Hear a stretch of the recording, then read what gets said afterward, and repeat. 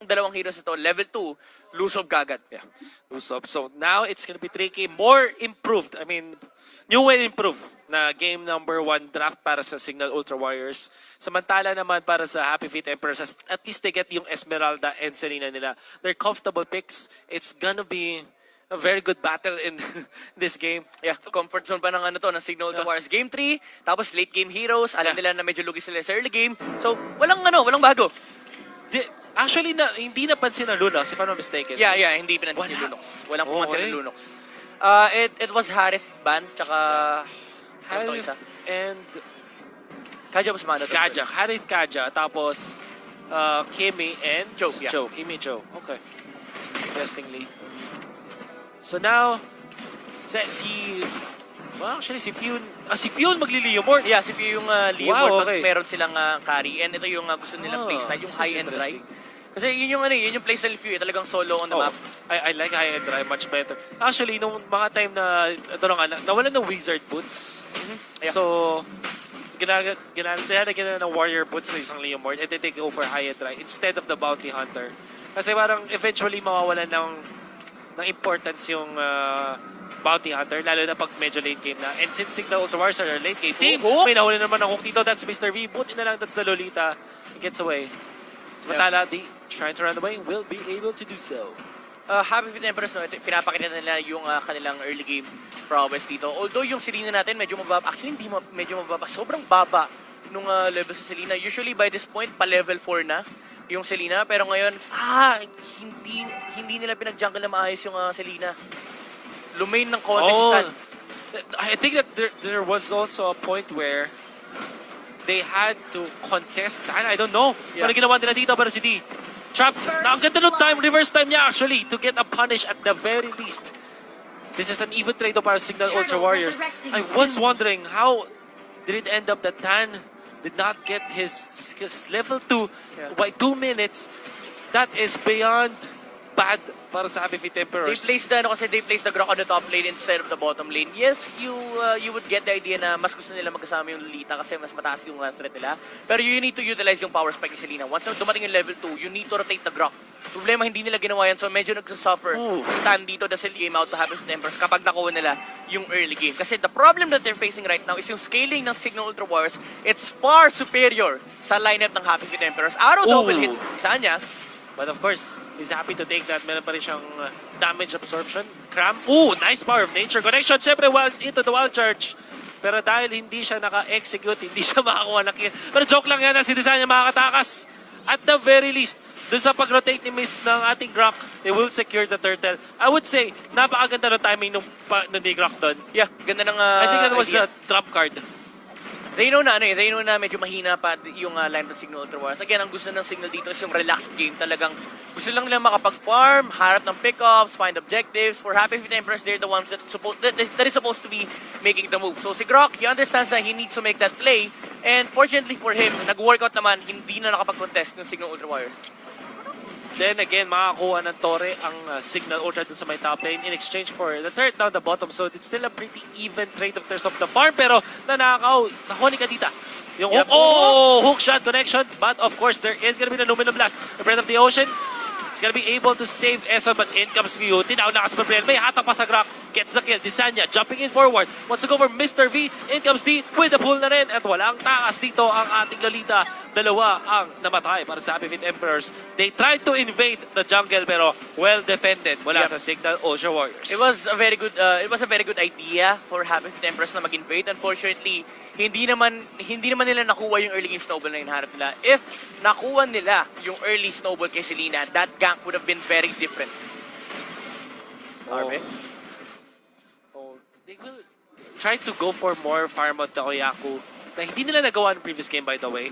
No game number 1. So now, Cignal Ultra Warriors are going back to their previous form na nag-group up sila as 4. Kasi 4 protect 1 nga sila dito. This time, ang main difference is nakikita nila yung farm kay Yako while also getting all the push that they need. Kita mo, ito yung classic eh. Napupush lang sila. And now the Grok has been in a very bad spot. So the idea in terms of pushing kasi as 4 against 1, kunwari, di ba malaki yung wave clear ng Grok? Yo! Oh no! Oh no! What is this? Phew, medyo na magnet siya dun ah. Yes, kitang-kita pero may manage. hook. Yun naman pala, si Meron naman Eson. palang kapalit. Hook City, One for mga one. kaibigan, and si Mr. V mapapatay dito. Medyo tumatagal lang, pero mapapatay pa rin. That's Carry taking him. And yung Bounty Hunter emblem dito, magagamit na niya. That's the first Yes. kill on the Carry. Now, I want to go back dun sa may top lane kung saan sila nag-push. Sometimes, mababait ka talaga na mag-defend. Yeah. Kasi you're a Grok. Makunat ka, tapos kaya mong i-wave clear na mabilis. The problem is, sabi ni Cignal Towers, alam na namin na magde-depensa ka. So instead of actually minding the Grok, kinuha agad nila, oh nice reset Hinuk by na lang. Eson. Ang ginawa na lang nila is, pinatay nila yung Torre as soon as possible. Yep. Kasi after the turret is down, there's no way for the Grok to survive. Tsaka ang ganda ng timing. Yung pagkuha niya dun sa Grok, sabay pa na namatay yung turret. So Yes. Signal Ultra Wars, it's them realizing na, anong ginagawa mo dito? Yeah. I think that everybody should understand the weight of that kind of mindset, diba? Yep. Sa lahat ng mga top players dyan, promise, huwag niyong pansinin yung hero nagpo-push. Patayin niyo lang yung Torre. And then, tsaka kayo kumuha ng kill. Yep. Yun yung yun yung sinasabi natin na if there are certain conditions na kailangan nyo muna clear them out bago nyo gawin yung objective na yun. And for Signal Ultra Wise, kailangan lang nila mapatay yung turret. Oo. And kung nakaharang man yung Grok sa susunod na objective, kaya na nilang patayin yun. This is interesting dahil this is the turtle, 6-minute turtle na nakikita natin ngayon na dito si D. Nakita nila si Cram. Cram, sulit ang power creature. Nako po, may wall charge pang kasama. Kita ng timing actually. Pero habol pressure ni Yako. look at Yako! The counter, of course, with the sprint gets the kill. Dominant blast. Gonna hit Times on the journey. minute. It's gonna be the turtle. Dapat sa Lolita Times Journey is more than enough, however. At nahatak nila si Mr. V dito, RB. Bumarel ng 2 beses, pero sabi niya, naku po, hindi ko pa na ito kaya. Ito na si View, naka-sprint, habol na habol, yung Claude gets the kill. This is And done. Cignal Ultra will take this, the objective, the mid lane. I think hindi na lang ko entertain kasi Lolita yung nakalasin with the Dominant Blast. And ito yung sinasabi natin kanina nung game 1, yung pinapabilis mo yung late game. And yung kondisyon kasi ng Happy Feet Emperors para fair yung match is makuha nila yung early game snowball. Ngayon, hindi na nila nakuha yun. So effectively, yung timing ng Signal Ultra Warriors dito, nag-fast forward.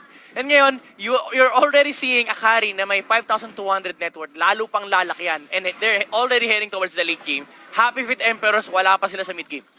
This is a really different take mula sa Signal Ultra Warriors comparably sa game number 1. Same idea, pero different execution. Hindi Eson? tumama yung Iron Hook dito.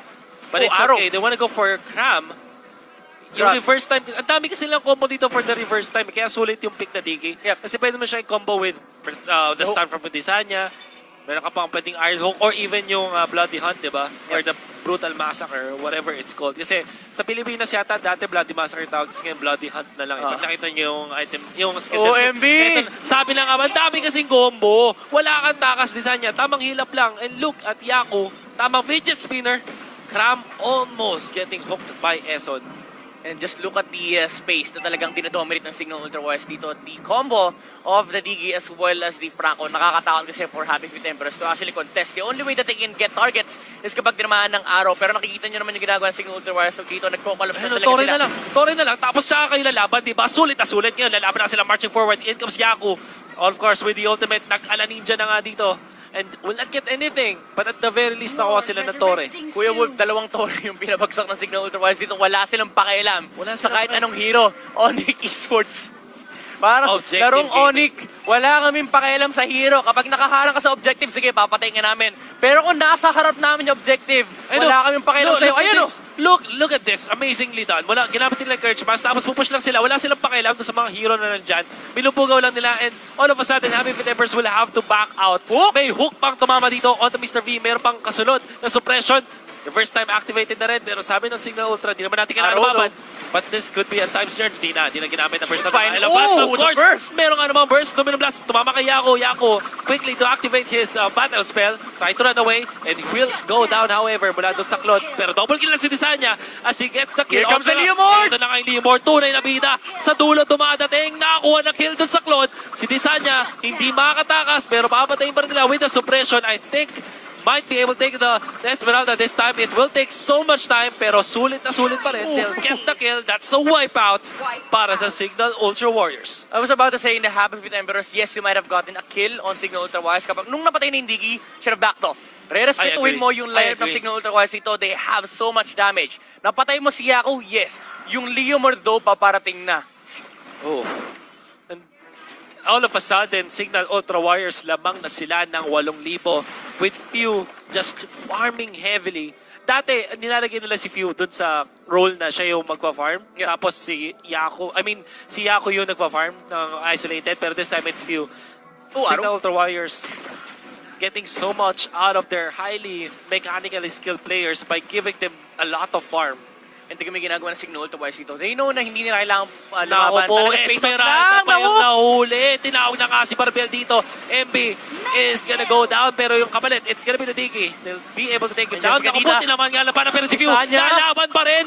Meron na nga silang tulong dito ni Disanya. Kram, hinahabol dito nung nakakabayo, pati nung itlog. Makapatay ba? Makakatakas for this time, but Mr. B will not be able to do so.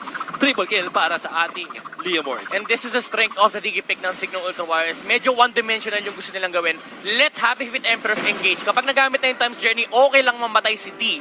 As long as napapatay ng Cignal Ultra Warriors yung key targets dito. And nakita natin, even though ang layo nung kadita, the damage was still enough. So ganito nakalakas yung cores ng Cignal Ultra Warriors. Nililinis na yung base ng Happy Feet Emperors. Tamang courage max lang. Ubus na mga inhibitor. Oh! Hook shot flicker. At syempre, katapusan nyo na. In comes the Time's Journey. Napatay pa nila dito yung Glot. Now jumping onto Cram. Numinum Blast. Kinakasa dito. Pero may tataman ba? Isa lang. That's only Yaku. Almost taking down Disanya. Pero hindi Walang magiging enough. namamatay. Katapusan mo na, Mr. V and Signal Ultra Warriors. Mukhang secure na ang Game 3. And they'll get 2-1 in this best of 3 series. Well, took them long enough. But Signal Ultra Warriors will still get the game. Comfort zone, Kuya Wolf. Game 1, matalo tayo. Okay lang, Cignal Ultra Warriors. Wala kaming pakialam kahit talo kami. We are gonna come back from any type of situation. Nakita naman natin gaano kagaling.